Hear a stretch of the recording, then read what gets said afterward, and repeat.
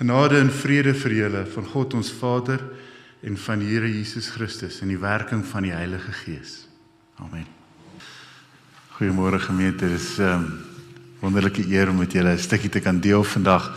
Het is nou nogal op my hart gedruk en ek weet mens moet nou nie altyd rondsoek om te sien dat jy nou bevestiging het vir wat aangaan in die wêreld nie, maar as mense nou sien wat aangaan, nie net hier in munisipale vlak in Johannesburg nie, maar in die land self en dan in Europa, Amerika en in die Midde-Ooste nou, dit lyk my so wel klomp mense besig is met hulle eie planne. En as mens so luister na die conspiracy theorists, dan het almal 'n opinie oor wat presies aan die gang is en hoe hulle gaan baat vind hierby.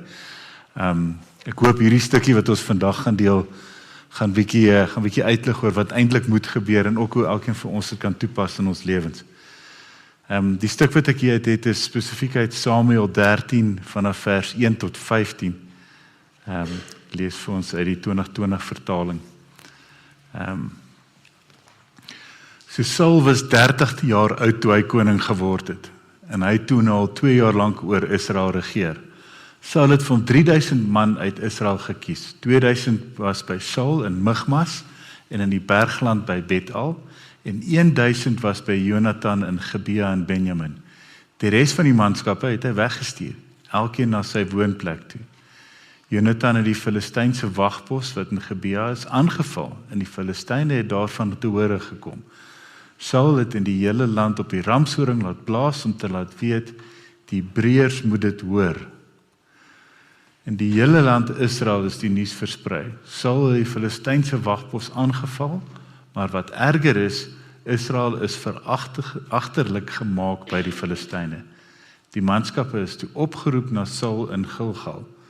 Die Filistyne het saamgetrek om teen Israel te veg met 30 afdelings strydwaans, 6 afdelings perderuiters en manskappe so talryk soos die sand wat langs die seestrand is.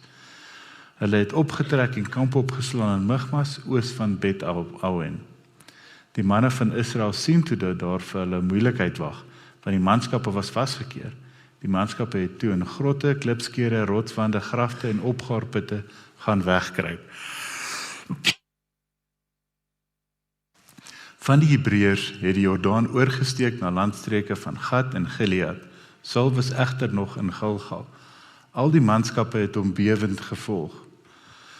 Hy het 7 dae lank gewag vir die vasgestelde tyd waarvan Samuel gepraat het, maar toe Samuel nie in Gilgal opdaag nie, het die manskappe van Saul afgedros. Saul sê toe, bring vir my die brandoffer en die maaltydoffers. En hy het die brandoffer geoffer.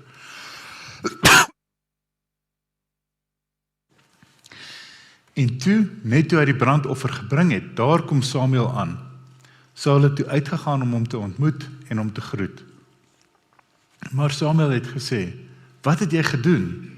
Waarop Saul toe antwoord, omdat ek gesien het dat die manskappe van my afgedros het, dat u nie self op die vasgestelde tyd opgedaag het nie, en dat die Filistyne by Michmas saamgetrek het, het ek gedink, nou gaan die Filistyne na my graf toe aftrek in Gilgal, terwyl ek nog nie die Here se guns versoek het nie. Ek het toe die moed bymekaar geskraap en die brandoffer geoffer. Toe het Samuel vir Saul gesê, jy het dwaas opgetree, jy het nie die opdrag van die Here jou God, dit wat hy jou beveel het, nagekom nie. Het jy dit maar gedoen, want dan sal die Here jou koningskap oor Israel vir altyd bevestig het. Maar nou sal die koningskap nie standhou nie.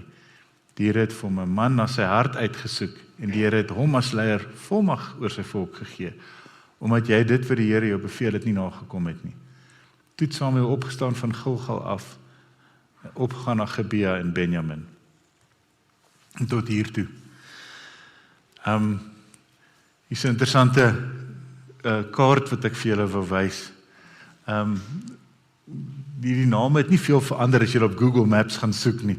So jy kan sien, hierdie is in Michmas, so hulle dit noem, maar dis nou waar Michmas is. En die 2 punte is daar so waar Saul en Benjamin nou plekke opgeneem het. En dis nogal baie interessante area, want as mens kyk daarna is bergvas, so daar's geleentheid om jouself te kan beskerm, en En hulle het soort van gevoel, hulle as die Saul en natuurlik Jonathan, dat hulle hierdie streke so sal kan vasvat en beheer. Maar die probleem is dat hulle het hulle eie pad gevolg hierso. Ja. As julle my net 1 sekonde gaan gee, my rekenaar doen nou iets snaaks hierso. Maar wat uitstaan hierso is dat voordat hierdie aanval gepleeg moes word, moes Saul eintlik wag vir die offer wat gebring moet word deur Samuel. En hy wou dit nie doen nie. Ekskuus, 'n sekonde gaan ek dit oopmaak.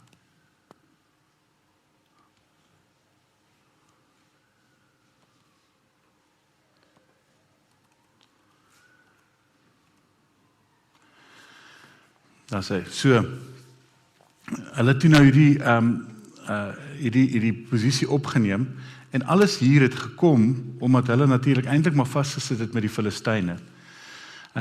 Die Israeliete het mos nou nie net voor hierdie koning gekies, Saul is nou allerminst die eerste koning wat hulle gehad het, né?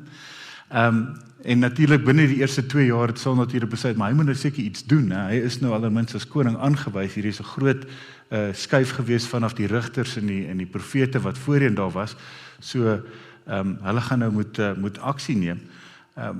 Maar as jy lees na die woorde hierso, dan sê die Israeliete, hulle is veragterlik gemaak. Met ander woorde, daar was seker 'n of ander agreement gewees tussen hulle en die Filistyne, dat hulle mekaar nou nie te veel moeilikheid sal gee in hierdie tyd nie. En as jy nou eintlik ook kyk daarna, dan kan jy sien dat die Filistyne het beter troepe, hulle is eintlik in 'n beter posisie amper as die Jode wat in hierdie area is. En met hierdie aksie van Benjamin wat nou die aanval loods, skep hy maar eintlik 'n insident, 'n bietjie soos wat huidigelik in die Midde-Ooste aan die gang is. So daar is nou die eerste houe is nou geslaan. En nou wonder mens wat gaan gebeur. Want dit is baie duidelik, die Filistyne kom met al die strydwaans aangejaag. Met 30 afdelings strydwaans, 6 afdelings perderuiters en manskappe so talryk soos die sand van die see. Nou, ons dink, maar ons weet mos nou van die Israeliete, ons weet hoe hulle gekom het tot waar hulle nou is, tot dusver het hulle elke keer 'n rigter gehad, en dan het hulle, ons lees soos wat van die ander rigters gedoen het, Samson en the likes, het hulle dan om nie die Filistyne gaan verslaan, dit gaan 'n bietjie oorlog maak en hulle les geleer. Maar hierdie klink nou nie heeltemal dieselfde nie, hier klink asof hier so 'n bietjie meer moeilikheid is, want al die Jode gaan kruip weg, hulle gaan oor die rivier en hulle gaan vind grotte en plekke waar hulle nie gesien kan word nie, So is hulle nou eintlik swakker, sit wat hier aan die gang is. So eintlik, as mens nou mooi gaan kyk na hierdie tyd, dan is die Filistyne eintlik in beheer van Israel oor hierdie tyd. Hulle was seevarend, as mens nou gaan kyk na die geskiedenis, hulle het eintlik bote gehad en hulle het handel gedryf met die Grieke en oral oor, so hierdie is eintlik 'n bietjie van 'n probleem. So in vandag se terme, die Israeliete is daar met 'n 3310 en die Filistyne het 'n iPhone. So dit is nou nie heeltemal regverdig nie. En nou gaan hulle gaan nog soek moeilikheid, So wat gaan nou gebeur? Wel, as ons nog verder lees, dan sê hulle ook dat al die belangrikste punte word eintlik besit deur die Filistyne hierso, Hulle sê eintlik daar was, en ek dink as hulle so, 'n stukkie later sal ek julle vertel daarvan, maar as hulle praat van hoe het gewerk het op daai tyd, hulle het 'n grofsmid gehad. Dis nou iemand wat jou kan help met 'n ploeg skaar of 'n swaard maak. Die Jode het niks daarvan gehad nie. So hulle is eintlik op 'n punt gewees waar daai vakmanskap nie daar was nie. So as jy jou ploeg wil laat skerp maak, het moes jy na die Filistyne toe gaan en hulle moes betaal word. Hulle verwys spesifiek daarna as 'n ofkat van 'n muntstip wat jy moet betaal. En natuurlik, Filistyne gaan jou definitief nie toelaat om 'n swaard of 'n spies te hê nie. So op daai stadium het net Jonathan en Saul het toe wapens gehad. Daai stukkie is 'n pim, is wat hulle dit genoem het. Hoe het ons op hierdie punt gekom? Is eintlik die wonder, Hoe het ons op die punt gekom waar al hierdie moeilikheid nou ewe skielik saamgetrek het? Die rigters en die profete wat voorheen hier was maar volgens die volk maar aan en af gewees, Ons weet hulle het nou nie die beste van geskiedenis gehad nie. Ons weet almal van Samson wat Ook maar, jy weet, sy upsides en downsides gehad het. Jona, selfs as profeet het maar, nou nie noodwendig altyd die beste kenmerke gehad nie. En hulle was ook nie konsekwent geweest nie. En as gevolg daarvan het die volk maar baie gemou daaroor en hulle het maar eintlik saamgegaan en hulle het mos nou eintlik na die profete toe gaan en gesê, ons wil 'n koning hê. Nee, hulle wil iets verander, Jan, want hierdie proses met die rigters werk nou nie vir ons nie. So ek wil graag vir julle uit Samuel 8 lees oor hoe hulle eintlik op hierdie punt gekom het, want die woorde hier is nogal belangrik. So toe Samuel oud geword het, het hy sy seuns as rigters oor Israel aangestel. Sy eerstgebore seun se naam was Joel en sy tweede seun se naam was Abia. Hulle was toe nou rigters in Berseba. Rigters ook soos 'n judge, né? Dis die Engelse woord daarvoor. Sy seuns is egter het nie in sy voetspore gevolg nie. Hulle was uit op winsbejag en het omkoop geskenke aanvaar en het die reg verdraai. Al die oudstes van Israel het toe bymekaar gekom na Samuel in Rama. Hulle het vir hom gesê, kyk, jy het oud geword en die seuns volg nie in die voetspore nie. Stel dan nou vir ons 'n koning aan om ons te rig, soos dit by al die nasies is. Dit was egter verkeerd in die oë van Samuel dat hulle dit gesê het. So Samuel het toe tot die Here gebid. En die Here sê vir Samuel, luister na die volk en alles wat hulle vir jou sê. Want dit is nie vir jou wat hulle verwerp het nie, maar vir my het hulle verwerp om oor hulle koning te wees. Dit stem ooreen met al die dade wat hulle gedoen het van die dag dat ek hulle uit Egipte laat optrek het tot vandag toe. Hulle het my verlaat en ander gode gedien. Presies so maak hulle nou ook met jou.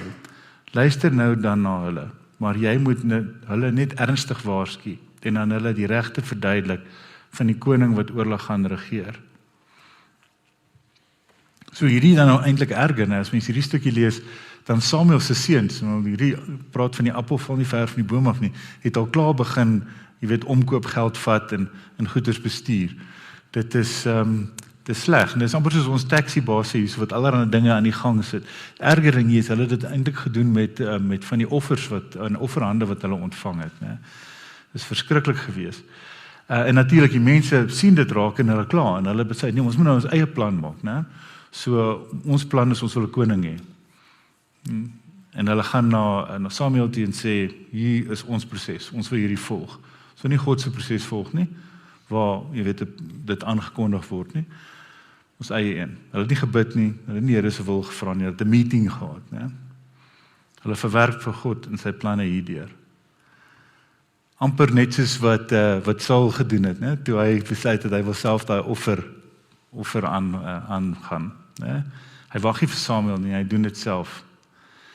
Hulle sê hy het 7 dae gewag, né? En natuurlik 7 dae, 7 is die perfekte nommer.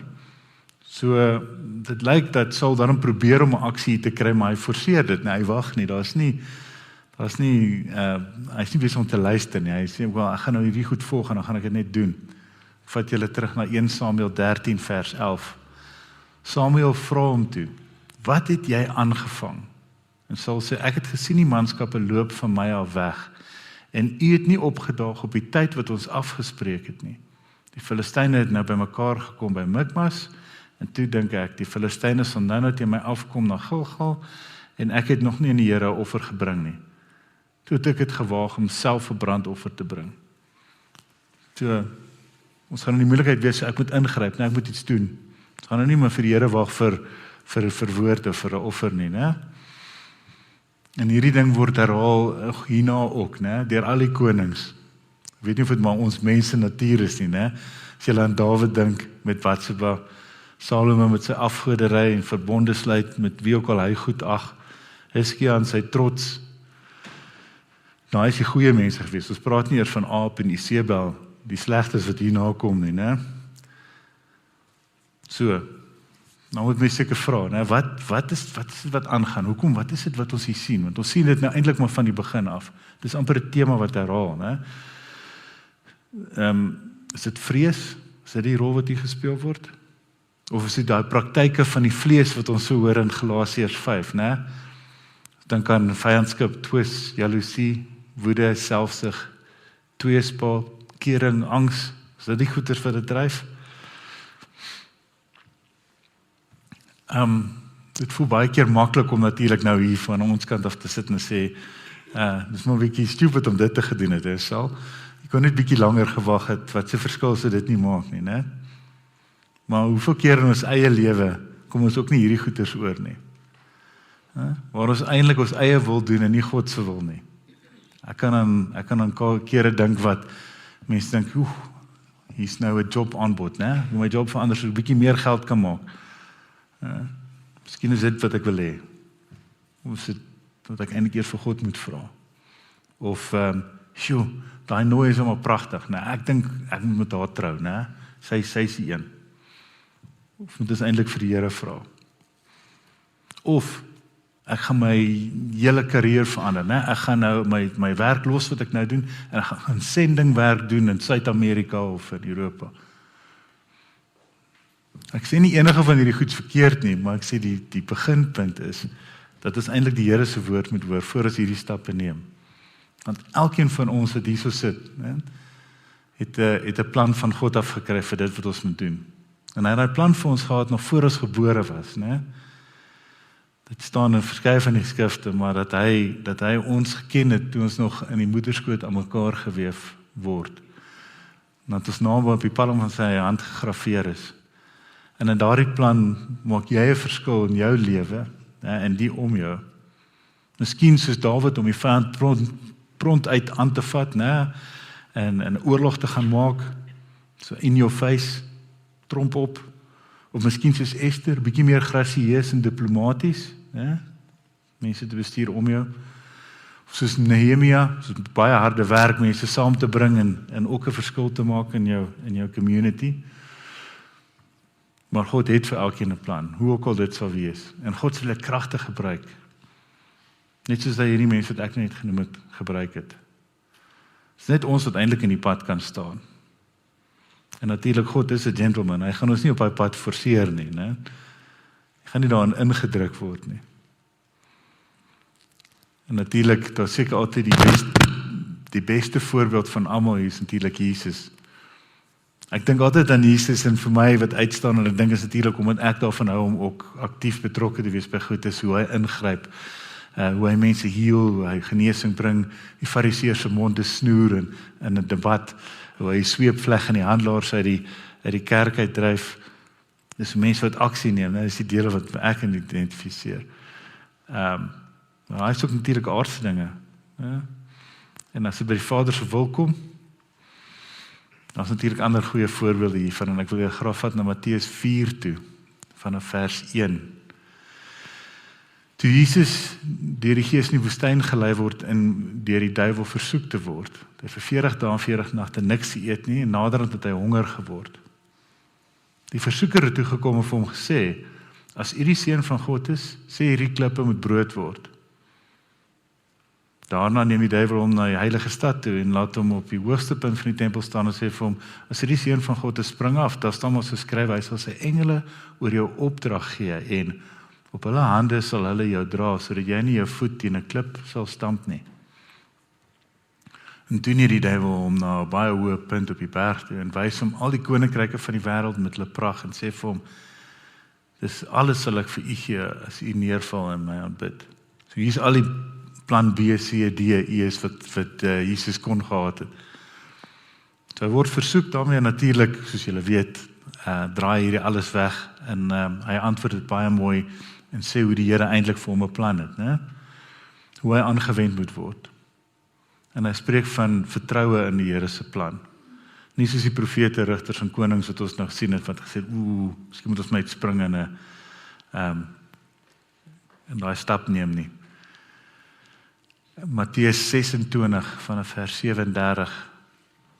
Hy het vir Petrus en die 2 seuns van Zebedeus saamgeneem. Toe het hy bedroef en beangs geword en vir hulle gesê, ek voel doodsbenoud, bly hier en waak saam met my. Hy het 'n entjie verder gegaan en daar gekniel by die gesig teen die grond en gebid, my Vader, as dit moontlik is, laat hierdie lydensbeker by my verbygaan. Moet nogtans nie doen soos ek wil nie, maar soos u wil. Ek kan nogal dink, hierdie was 'n oomblik, né? Want die vorige keer is Jesus nou net gedoop en hy uitgaan en vol van die presence van die Here en hy staan buite en hy word versoek, maar dit is okay, want daar's nog baie om te doen, né? Hierdie is nou daai groot punt, né? Dis nou Dis nou die motoriese moment. En hy is beangs, want hy weet wat hierna kom is pyn en lyding, suffering. Alleen wees weg van God af, sodat hy vir ons sondes kan sterf. Ek dink hierdie is 'n punt waar ons ook kan identifiseer, want ons hoor so 'n bietjie van amper die vrees in die Here se stem daar. En natuurlik, hy sê nog steeds, nogtans u wil nie myne nie. Kan julle voorstel aan wat so moeilikheid ons nou sou gewees het, as Jesus gesê het, nee, that's it, too much, ek's out, hierdie is nou nie nou van verwerk, ons moet weer klom met 'n plan B, kom ons gaan nog een keer in die sirkel om en ons vind 'n ander manier om hierdie te doen, hè? Soos in 1 Samuel 13 is hierdie oomblik of hierdie stukkies maar waarskuwing oor wat kan gebeur as ons ongehoorsaam is, maar nog meer die onbeskryflike impak as ons actually die Here se wil vat en volg vir ons, as ons gehoorsaam is aan God. So, hierdie stukkie en van al wat Jesus sou doen, is vir my verskriklik interessant. So die Joodse geskrifte is baie anders as ons en veral in die Ou Testament. Die Torah is die eerste 5 en daarna kom die Tanakh, en dit is natuurlik het van die profetiese geskrifte in en veral die stukkie wat ons vandag gelees het, en ook Jesaja. En Jesaja 53 is daar 'n stuk gedoen. Hierdie was 600 jaar voor die stukkie wat ons nou net gelees het oor waar Jesus in Getsemane was, né? En hierdie is die stuk wat ek nou vir julle wil lees. Jesaja 53 van vers 3 tot vers 9. Julle kan eintlik die hele 53 lees. Maar wat interessant is hierin is, julle sal vind in die Tanakh word hierdie deel nie gelees nie. Hierdie word nie met die Jode gedeel nie. En daar's 'n rede daarvoor en julle sal dit nou raak of hoor as ons dit lees, hopelik. Hy is verag deur mense verlaat, 'n mens van smarte, bekend met siekte, soos iemand vir wie 'n mens jou gesig verberg. Hy is verag en ons het hom nie geag nie. Nogtans, ons siekes, dit het hy gedra, en ons smarte, dit het hom opgelaai. Maar ons het hom beskou as iemand wat gekastei word, geslaan deur God en verneder. Hy is egter deurboor deur ons oortredings, verbrysel deur ons sondeskuld. Die straf wat ons vrede bewerk was op hom, en deur sy wonde is daar vir ons genesing. Ons almal het soos kleinvee gedwaal, elkeen van ons het sy eie koers ingeslaan, maar die Here het ons almal se sondeskuld op hom laat neerkom.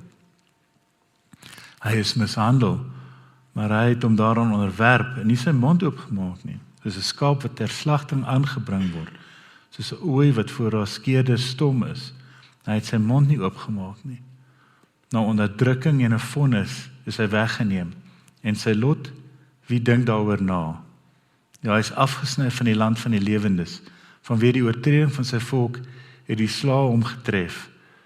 Hulle het hom sy graf by die goddeloses gegee, en by ryke was hy in sy dood, alhoewel hy nie geweld gepleeg het en bedrog nie, bedrog nie in sy mond was nie.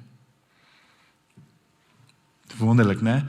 Ek gaan nou nie verder as hier kan gerus Jesaja 53 lees, maar hierdie praat so duidelik van Jesus, en dan wat hy ook kom doen. En hierdie is die plan wat die Here vir Jesus gehad het, 600 jaar vroeër al. En dit is wat nodig was, sodat ons gered kan word, sodat elkeen van ons gered kan wees. En omdat ons gered is, kan ons dan van hier af eintlik maar vertrou, dat die Here vir ons 'n plan het. Die triek gaan wees vir ons om uit te vind, wat is daai plan? Om stil te wees en te luister, maar tyd te maak om in die Here se woord tyd te spandeer. Ons is almal besig deesdae, is baie goeders aan die gang. Ek weet, baie van ons werk lang ure, baie van ons is baie goeders wat moet gebeur. Maak ons hy tyd vir die Here, sodat ons sy woord kan hoor, sodat ons weet wat moet kom, wat moet gebeur. Jesus sê vir ons, raak rustig, kalm. Ek is in beheer, nie jy nie. Vertrou my. Net soos dat ek my Vader vertrou het. Volg my, wees gehoorsaam. En God sal vir julle ook kragtig kan gebruik daar waar julle gaan. Mag ons mense wees wat in gehoorsaamheid aksie dan neem soos Jesus. Wag soos Jesus en dan leiding neem soos Jesus. Kom ons bid saam. Ons Vader in die hemels, Here, dankie Here vir u genade, Here. Dankie Here vir die wonderlike voorbeeld waar u wys vir ons, waar u voorgaan en wys hoe ons moet optree, Here. Vra Here dat elkeen wat hierdie boodskap hoor vandag, Here, daai tyd gaan maak om stil te kan wees. Here, om u stem te kan hoor, om u wil vir ons te kan hoor. Here, dat ons nie vooruit so hardop en ons eie aksies neem, Here. Want dis nie waar die heil lê nie, Here. Dit lê in waar u vir ons plan het. En daar waar ons beangstig raak en bevrees raak en die wêreld se druk swaar is, Here, laat ons onthou dat u is groter as al hierdie. Here, want waar u kom en waar u lê, Here, daar is oorwinning, daar is vrede. Ons dankbaar, Here, vir u genade. Amen. Ontvang dan nou die seën van die Here. Mag die Here julle seën, mag hy julle genadig wees. Mag hy julle lei, mag julle sy woord hoor en sy stem hoor, sodat julle sy wil vir julle lewens sal weet. En dat julle daai kan uitdra in hierdie wêreld, sodat die Here hom in ons kan sien. Amen.